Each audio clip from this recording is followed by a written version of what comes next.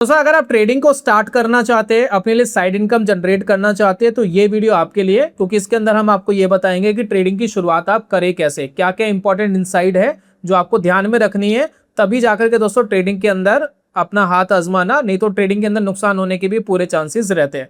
देखिए ट्रेडिंग की दोस्तों खास बात ये होती है कि आपको एक्टिवली एक्टिव रहने की जरूरत नहीं है।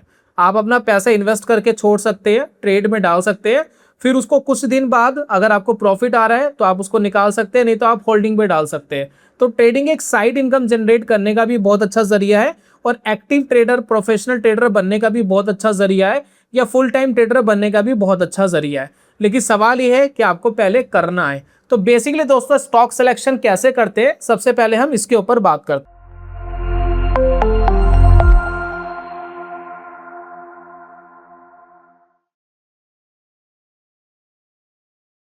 दोस्तों ट्रेडिंग करने के लिए स्टॉक सिलेक्शन बहुत ज्यादा इंपॉर्टेंट है। इस वीडियो के अंदर हम शॉर्ट टर्म ट्रेडिंग की बात कर रहे हैं।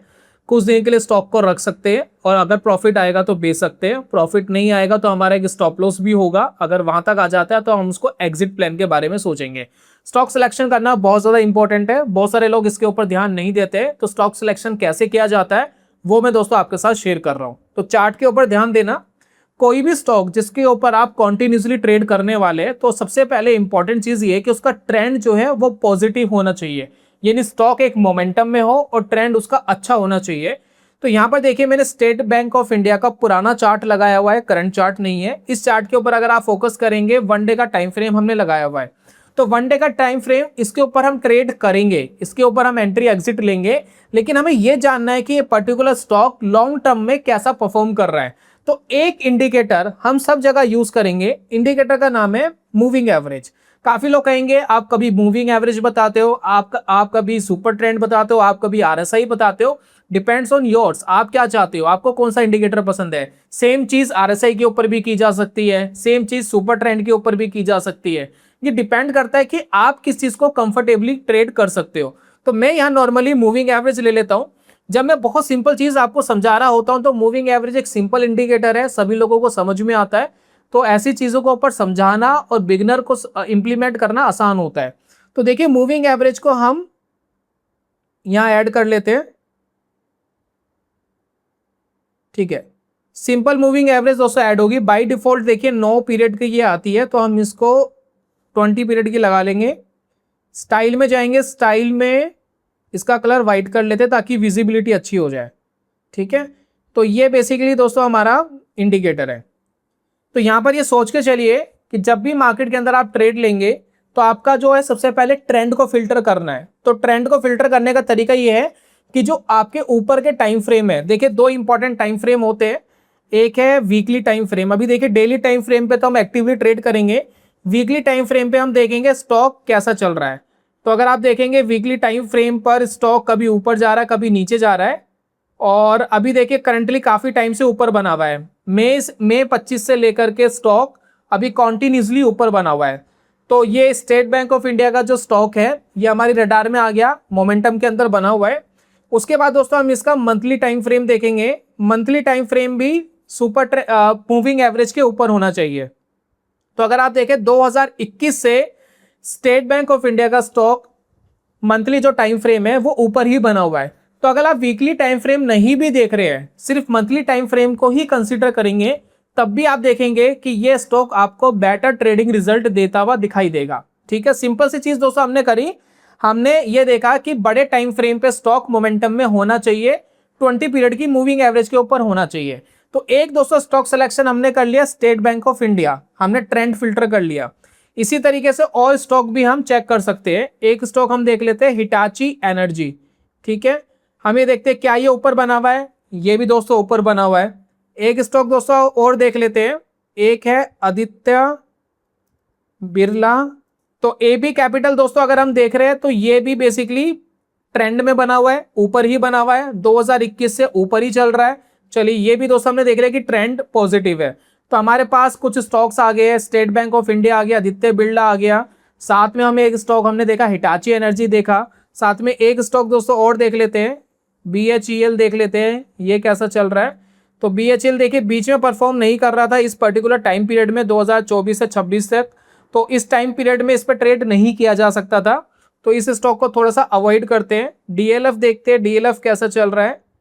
तो डीएलएफ स्ट्रॉन्ग मोमेंटम में था, उसके बाद देखिए मोमेंटम इसने लूज कर दिया, तो इसको भी दोस्तों सेलेक्ट नहीं करेंगे। उसके बाद दोस्तों एक स्टॉक है, इसका नाम है एम्बर इंटरप्राइजेस। ये अगर आप देखेंगे तकरीबन 2023 में मूविंग एवरेज के ऊपर आया था, 2-3 हज़ार रुपये का स्टॉक था, आज 8,000 रुपये के आसपास ट्रेड कर रहा है। तो ये मोमेंटम में है। तो हमारे पास 4 स्टॉक्स हमारे पास आ गए हैं। तो जब भी आप ट्रेड करने जाओ अपने लिए एक बास्केट तैयार कर लो 4-5 स्टॉक की, कि इन स्टॉक्स के ऊपर ट्रेड करना है, ये मोमेंटम में है।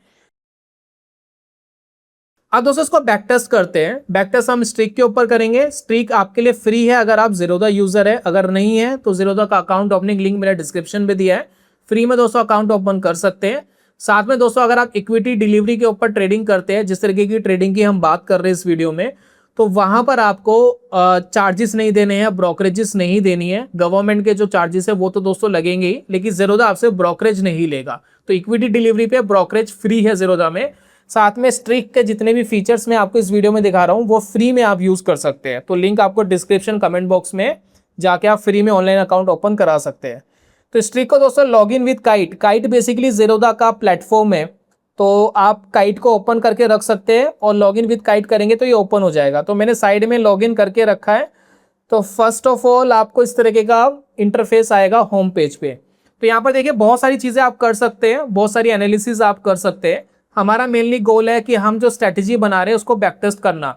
हमने देखा कि बहुत सारे स्टॉक हमारे 2021 से 2023 से जो हमने अभी चेक करे वो अच्छा कर रहे हैं, ठीक है। तो यहाँ पर हम क्या कर रहे हैं, इसको टेस्ट करेंगे। तो इक्विटी ट्रेडर वाले ऑप्शन पर हम जाएंगे, यहाँ पर ऐड इंस्ट्रूमेंट्स पे क्लिक करेंगे। तो यहाँ पर देखिए मैंने कुछ स्टॉक लगा रखे हैं, इनको मैं हटा लेता हूँ, ठीक है। किसी भी स्टॉक की कोई रिकमेंडेशन नहीं है, जिस भी स्टॉक के ऊपर आप ट्रेड करना चाहते हैं आप खुद सिलेक्शन करेंगे कि ये स्टॉक मेरे लिए ठीक है। तो हमने देखा था अभी थोड़ी देर पहले कि स्टेट बैंक ऑफ इंडिया 2021 से 1 मंथ के टाइम फ्रेम पे 20 मूविंग एवरेज के ऊपर बना हुआ है, यानी ट्रेंड इसका बुलिश है, बड़े टाइम फ्रेम पे ऑल ओवर ट्रेंड बुलिश है। एक स्टॉक हमने स्टेट बैंक ऑफ इंडिया पकड़ लिया। सेकंड दोस्तों हमने हिटाची एनर्जी देखा था, उसको दोस्तों लगा लेते हैं। हिटाची एनर्जी को पावर इंडिया सिंबल दिया गया है, तो वो दोस्तों हम यहाँ लगा लेते हैं। सेकंड दोस्तों हमने स्टॉक देखा था एम्बर इंटरप्राइजेस, ठीक है, तो वो दोस्तों हम लगा लेते हैं। एक स्टॉक हमने और देखा था, वो मेरे को रिमेंबर नहीं है कि कौन सा हमने देखा था। तो मैंने देखा कि बीएससी भी अच्छा परफॉर्म कर रहा है काफ़ी टाइम से। अगर आप इसको देखेंगे 2023 में ये भी ऊपर आया था, देन ये भी ऑल टाइम हाई पर ही बना हुआ है, तो इसके अंदर भी अच्छा मोमेंटम है। इस तरीके के स्टॉक हम ट्रेडिंग के लिए ले सकते हैं। तो हम एक काम करते हैं, जो फोर्थ स्टॉक मुझे याद नहीं आ रहा है उसकी जगह हम बीएससी ले लेते हैं। अगर आपको याद आ गया कि कौन से स्टॉक की मैंने डिस्कशन करा था तो एक बार कमेंट बॉक्स में ज़रूर बता देना, ठीक है। तो बीएससी हमने ले लिया। तो जब दोस्तों हम ट्रेंड को फिल्टर कर लेते हैं ना, तो हमारी आधी प्रॉब्लम खत्म हो जाती है कि ट्रेंड हमारे लिए पॉजिटिव है। तो ट्रेडिंग में हम तब तक बने रह सकते हैं जब तक ट्रेंड पॉजिटिव है, और बीच बीच में हमें अच्छे रिटर्न्स भी मिलते रहेंगे। हम चीज़ों को कोई भी कॉम्प्लिकेटेड नहीं करेंगे।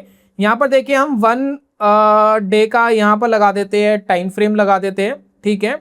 और हमारी एंट्री कंडीशन ये है कि हम 1 डे के टाइम फ्रेम पे है, हम ये देखेंगे कि अगर स्टॉक 20 पीरियड की मूविंग एवरेज के ऊपर है तो हम उसको बाय करेंगे, एक स्टॉप लॉस लगाएंगे, टारगेट लगाएंगे, दैट्स इट, इतना ही काम करेंगे। तो हमने यहाँ लिखा है कि क्लोज प्राइस, जो क्लोज प्राइस है वो क्रॉसेस अबव नहीं हायर देन होना चाहिए, ठीक है। अगर वो हायर देन है, और यहाँ पर हमने डाला कि मूविंग एवरेज के, सिंपल मूविंग एवरेज हमने डाला 20 पीरियड का, सिंपल सी कंडीशन है, कुछ भी कॉम्प्लिकेटेड नहीं है। हमने बड़े टाइम फ्रेम पे देखा स्टॉक क्या कर रहा है, और छोटे टाइम फ्रेम पे 1 डे के टाइम फ्रेम पे अगर स्टॉक 20 पीरियड के ऊपर है हम बाय करेंगे, और हम एक स्टॉप लॉस लगाएंगे 5% का।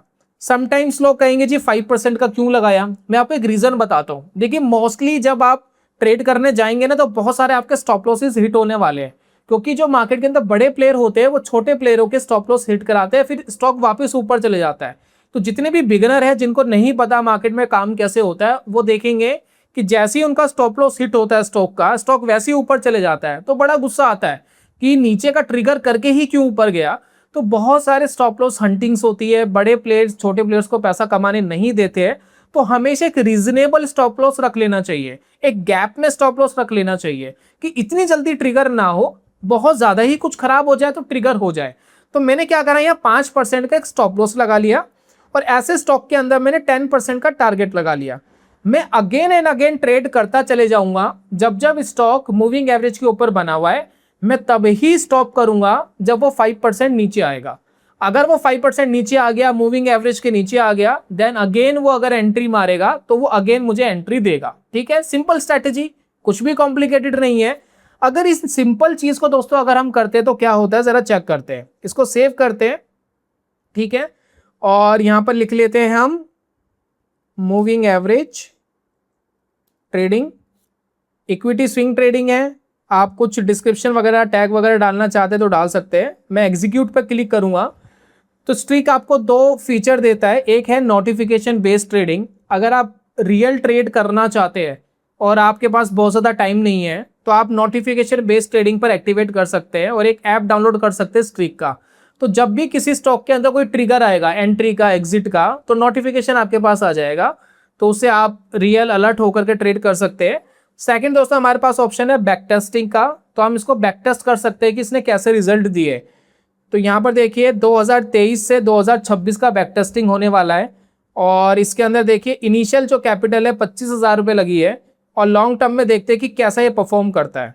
ठीक है, तो ये दोस्तों आपके पास रिजल्ट आ गया। अगर आप यहाँ नोटिस कर रहे हैं स्टेट बैंक ऑफ इंडिया ने लगभग 13,000 रुपये का रिटर्न दिया है। 3 साल का दोस्तों बैक टेस्टिंग रिजल्ट है। पावर इंडिया ने 28,000, जिसको हम हिटाची एनर्जी कह रहे हैं। एम्बर इंटरप्राइजेस ने 35,000 रुपये का रिटर्न है और 33,000 रुपीज़ का रिटर्न बीएससी ने दिया है। हमने दोस्तों इन्वेस्ट करा था 25,000 रुपये, जिसका आप ये रिटर्न देख रहे हैं 1,09,000 रुपये तक का रिटर्न हमें दिखाई दे रहा है। तो इतना सा दोस्तों सिंपल काम करके आप मार्केट के अंदर ट्रेड स्टार्ट कर सकते हैं। ट्रेडिंग को कॉम्प्लिकेटेड मत बनाइए।